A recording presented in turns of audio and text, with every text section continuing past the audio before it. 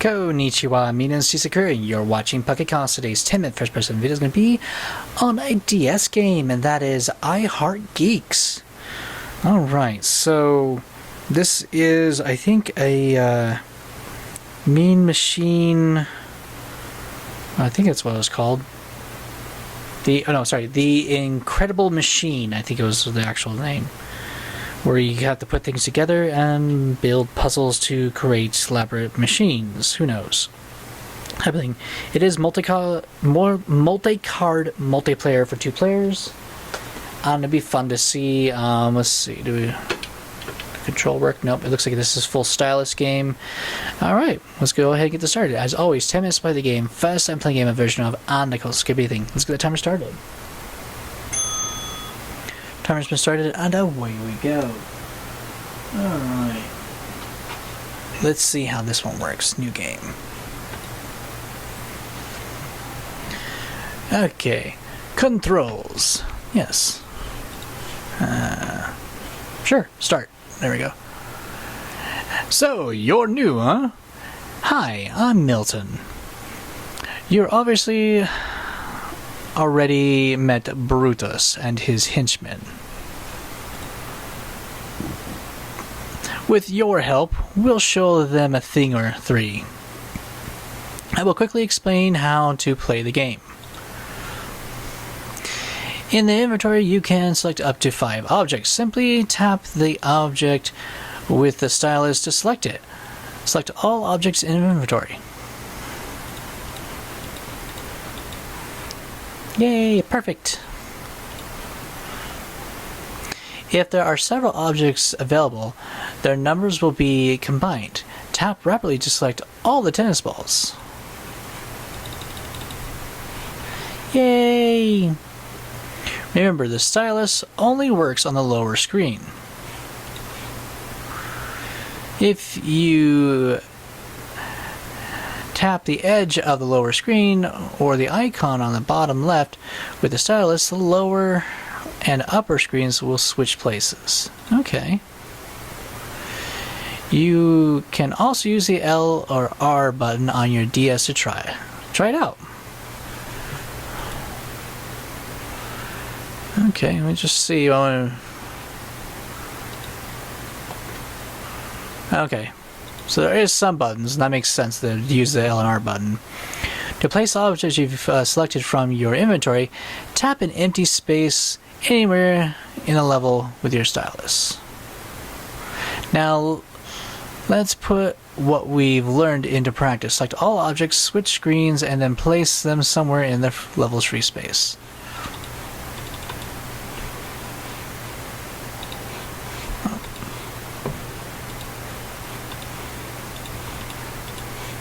Okay. You can turn or flip objects with A and Y buttons, or with the right and left D-pad. Okay, well, I was curious how we were going to be doing everything since there wasn't a lot in there. Okay.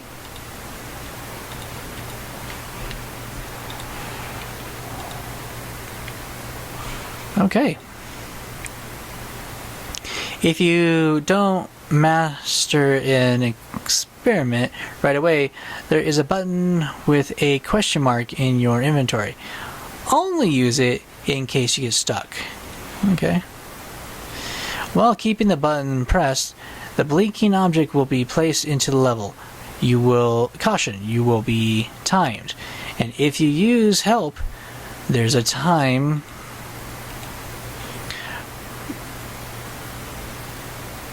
press the blink, if you use the time penalty. Okay. Okay, so take a look at where the last boards fit in. Keep looking for a few seconds. Don't worry, there is no time here.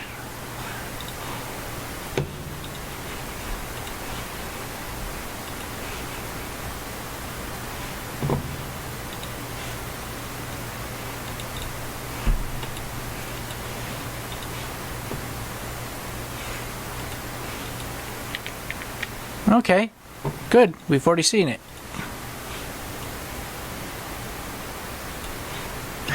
I was I couldn't figure out what I was supposed to do because it didn't say anything. And okay.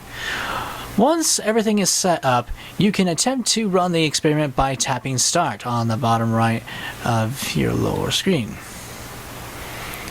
And well, then, think you can get the ball into the box?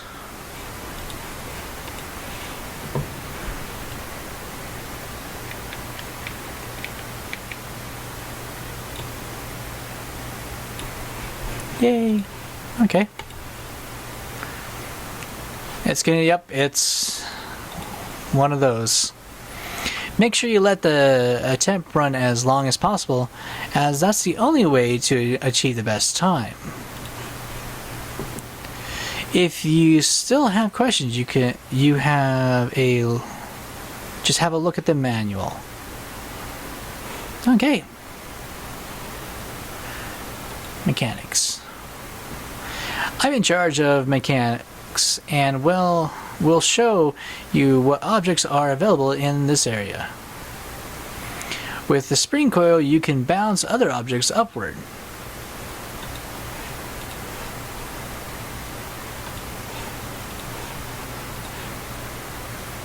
Okay. The catapult shoots a ball in the direction it's aimed if something triggers it by touching it. Oop.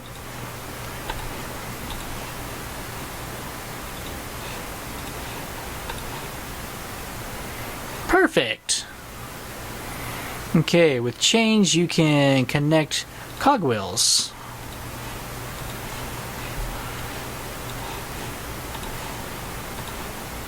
Yay! Other important items is the rope. You can tie it to objects such as a balloon. Try tying the sponge to the red balloon so that the tennis ball is not blocked.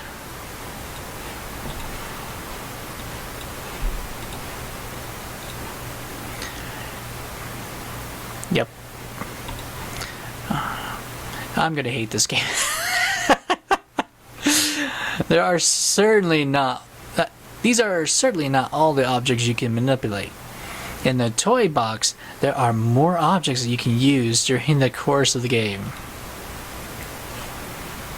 Okay. Target practice. Get the catapult to shoot the ball into the box.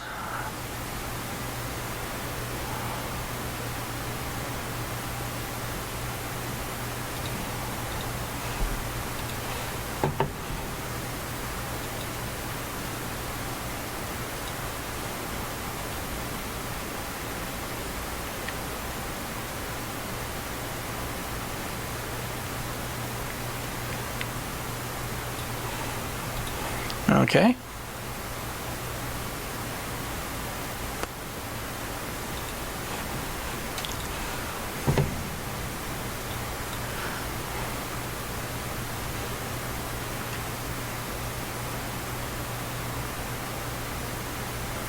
Let's try that then.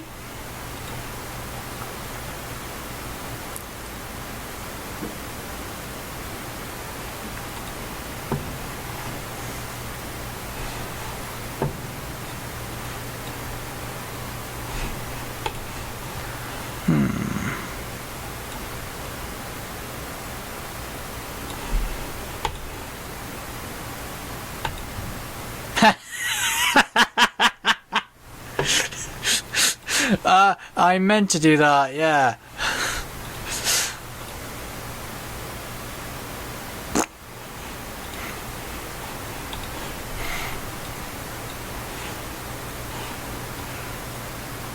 So how about if I do it down here? Yay! Oh my gosh, that was horrible. Oh. There's a fire! Get the fire engine to it!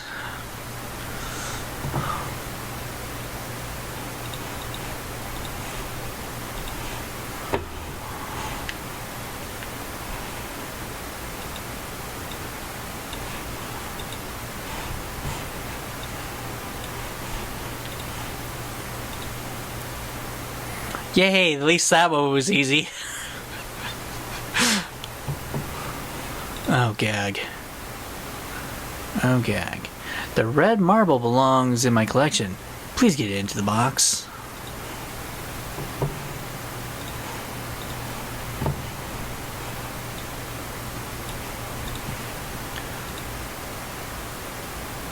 What? What? What?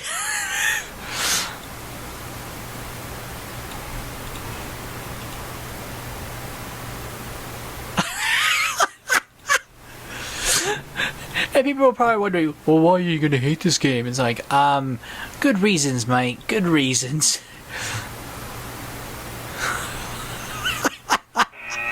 And there goes a timer. Okay, I'm done. Oh. That was wonderful. That really was. Oh my gosh. Okay. Well, here's the thing. The name of the game automatically makes you think, okay, this is going to be some type of dating sim or something stupid. And it's deceiving, to be honest. And I literally picked it up because of what the name of the game was, I Heart Geeks. That's mainly one of the reasons why it's like, well, I might as well try this one. And only after that I actually flip it over, I'm like, oh, hey, it's the Incredible Machine, or whatever that one's called. Or the Unstoppable, Incredible, and whatever. Anyway, or the Impossible. And that's when it's like, sweet, this is something I really do enjoy. Even though most of the time when we were playing that original game on DOS, we only just built our own crap because we sucked at the puzzles. And it looks like, yes, I'm going to enjoy having this one and get annoyed half to death over trying to figure out the puzzles, because it literally is just putting everything at the right moment to get something to happen in the way you want it to happen. Which, of course, doesn't always happen. It is frequently more on the lines of epic losing and you're doomed type thing, and then you're forced to use the other thing, and then you have to go back and pretend you got it. Yay! You know exactly what I'm talking about. But that's pretty fun. Now, I'm happy with how well they got that to work. Controls are spot on. Using the buttons to help switch the screen and rotate everything, I think, was a good idea. That keeps it easy and not having to try to use a stylus for everything, because that could really make the game difficult. Especially since the original game itself that's inspired by, you really only had the mouse and the keyboard. That was it, if anything. And so don't complicate matters more than you need to at all, because if the first game that came out back in the 80s, I think it was back in the 80s, late 80s or early 90s or so. But when that game came out, yeah, you didn't need it to be complicated because the game was already complicated. So not bad at all. That makes me really happy that they captured the essence of it in here and made it work. So good job there. Question for you guys, or do you love it when we are able to get some of the more obscure games re-released to the handhelds and it makes sense? And if so, what are some of your favorite ones that have been re-released to the handhelds? But stick more to the handheld systems on this, and not the iOS and Android, because a lot of games get re-released and then poorly done. In my opinion, yes, I absolutely love to see that happen with a lot of the older games, because I mean, like, the coolest DS game that came out from the older games was Arkanoids. it actually comes with a controller that plugs into the Game Boy Advance slot, where you can literally play it the way it was intended with an actual Arkanoid controller. And I love seeing them bring them back, especially things like this. I mean, we even got a SimCity that got released. Myst got re-released to the DS with some extra features they threw in there, which is a beautiful idea. And I love seeing that happen because there's certain games from the past that deserve it, and they tend to work really nicely on the DS or whatever system they're being re-released to. Another good one would be Wing Commander 1.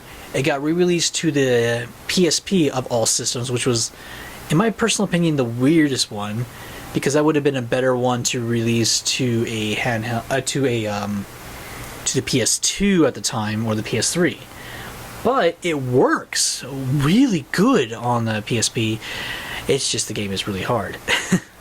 So I always love it when that happens and it works for the handheld, because there has been a couple which came back and you're like, ugh. You know the ones. So yeah, that's what I personally feel about it, and I don't mind getting it back on the handhelds. It's just sad that we are losing our handhelds due to the fact that people would rather have iOS and Android games, which there's a lot of great games on there, yes, but it's just not the same having buttons, I guess, would be a thing, even though this one's not full button control, but you know what I mean. Using some touchscreen features, but mostly having a actual handheld system or platform that isn't just more open to everything type thing. This is, I guess, the best way I can explain it, because I do love bringing my Game Boy Pocket with me various places when I'm going to have to wait. It's a lot of fun. I love the reactions I get when people are like, dude! It's like, oh yeah, you know it, type thing. So yeah, this was a lot of fun. I really enjoyed trying this game out, and yeah, let me know down in the comments below about what you guys think about that. And of course, if you have one that was absolutely atrocious, let me know too. I always find that fun too.